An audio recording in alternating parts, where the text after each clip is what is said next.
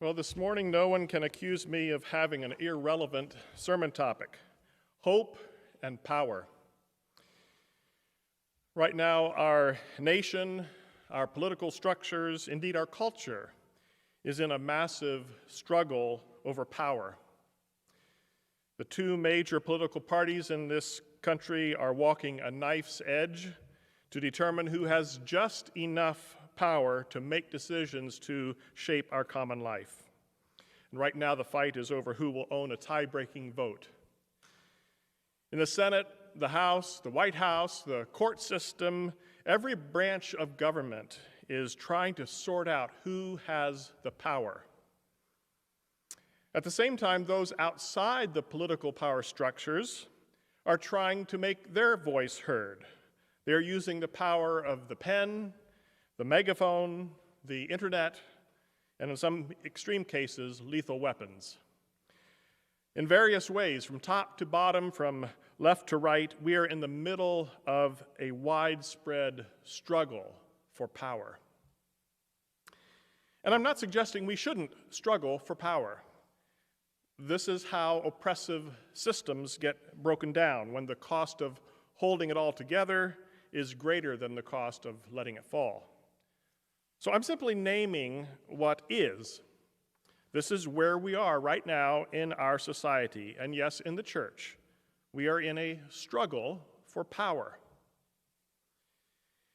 Then the other word, hope. Is that not relevant? Who of you doesn't struggle with maintaining hope? We're still in the middle of a pandemic. Daily deaths are going up instead of down. The political chasm is getting wider and nastier, with no reason to think that will soon change, even with a new president in office. Racial injustice is in the wide open again, and we see how little has changed over the years. Around the world, dictatorships are getting stronger, not weaker. The climate is changing faster than we thought.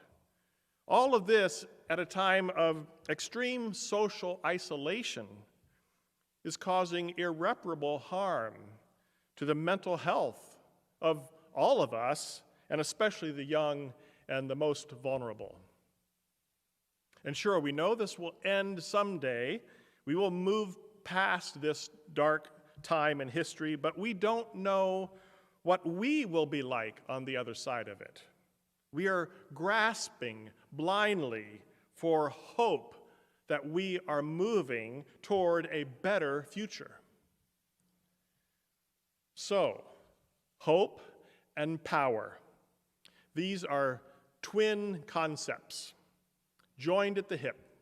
They occupy the same space.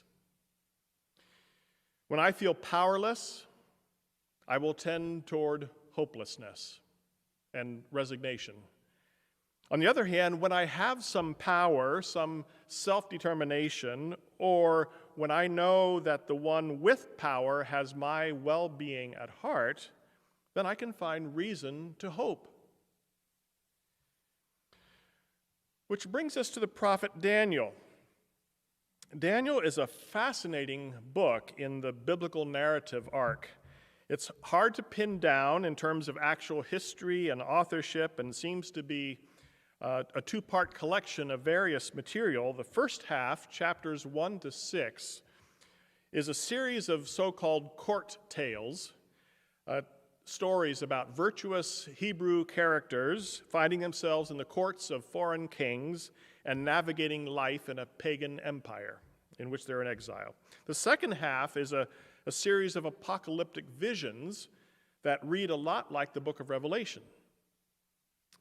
Taken as a whole, this book is an encouragement to God's people to put their trust in God's power and to find hope in seemingly hopeless situations of persecution, of exile, when everything is stacked against them.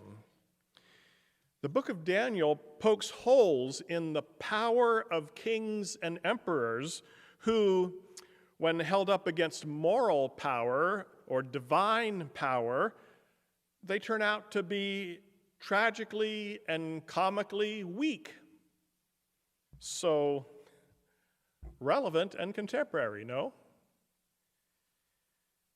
Even when I was a little kid, around 6 or 8 or around there, I remember being confused about King Darius's power. I listened to this story about Daniel and the lions over and over on a 12-inch vinyl record with a yellow and black cover called Great Stories of the Bible. I know my brother Fred, if he's listening, will remember that record very well. Let me play a short sample from that record, the part that really confused me as a kid.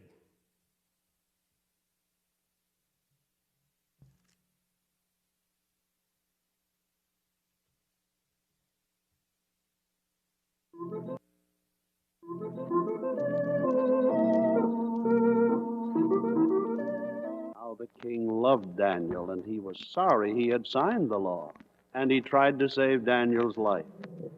But he had given his word, and the law couldn't be changed. So he ordered Daniel to be thrown into the lion's den, and the king was very sad as he walked toward the lion's den with Daniel, and he wished he could save him, but there was nothing he could do. The law couldn't be broken. And so, with the hungry lions roaring eagerly for their prey, Daniel was thrown right into the cage with them, and they roared and roared. Now, I heard that and wondered, how does a king who makes a law not have the power to change the law to save a trusted friend? Yet the moment God delivers Daniel, the king suddenly has the power again to unmake the law. Didn't make a lot of sense to me then and still doesn't. But that's really not our puzzle to solve. The story shows how the power of God unmasks and shames the ego-driven power of human rulers. It urges us to examine whose power we trust and where we place our hope. Even though Daniel lived in the courts of the king, even though he had the formal power that went with being a king's counselor, even so, he did not ultimately trust that power. That's not where he placed his hope. He placed his hope in the God to whom every human authority figure has to answer. Granted, that might sound a little simplistic. It's not always easy to distinguish and discern between heavenly and earthly power. But it's always worth asking the question, in whose power are we placing our hope? In the middle of another presidential transition, we are, as always, liable to misplace our hope. Being caught in the various power struggles going on right now, we are in danger of letting our hope, our deep, undergirding theological hope, rest on which way the political winds are blowing. Believe it or not, the powers of this world still answer to a higher power. God does not micromanage human political systems when they act like they're in charge, but God is nevertheless enthroned and observant and working out God's cosmic purpose of justice, of righteousness, of peace, of shalom. And God invites us, like Daniel, to play active roles as partners in the mission of shalom. Those who work against God's purposes, no matter how much they bluster or bluff their way through right now, will someday answer for their deeds and will answer for their use of power. And it might not look pretty. In the Daniel story, it's not the ones at the top being held accountable. It's Daniel's peers, his rivals, those middle echelon power figures, the satraps and administrators who have just enough power to want more and to misuse the power they have. And we are the ones most like them, if we're honest. And in the story, they were the ones who ended up as dinner for the lions. King Darius comes out looking pretty good because he acknowledged his own limitations, even if it was after the fact. I don't know where else in Scripture a pagan king sings a song of praise about the kingdom of the living God being greater than his own, but here we have it.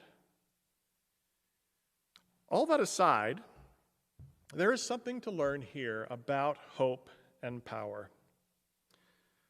Let us not misuse our power or misplace our hope.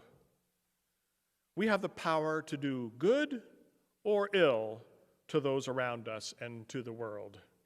And we are given access to even greater power as servants of the living God, knowing that should both make us humble about our own power and give us an unshakable hope. So let us together confess our sin. You'll find the confession in the order of worship. Please join by reading the bold print, and in the moment of silence, please join us in that silence as well. Merciful God, we humbly confess our sin of misplaced hope. We fail to trust you fully. We put our hope in things of our own making. We put our hope in people or systems that we bend toward our advantage. Forgive us, Lord. Help us place our hope fully and only in you. We confess that our misplaced hope leads to hopelessness. We lose faith in ourselves, in others, in you. We believe the worst about ourselves, about others, about you.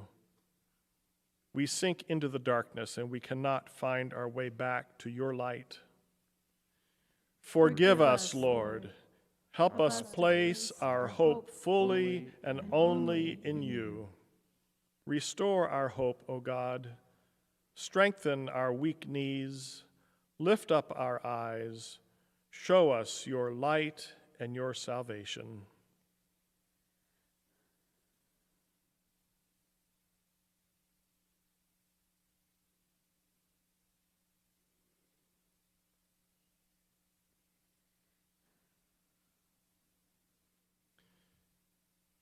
Children of God, we are forgiven.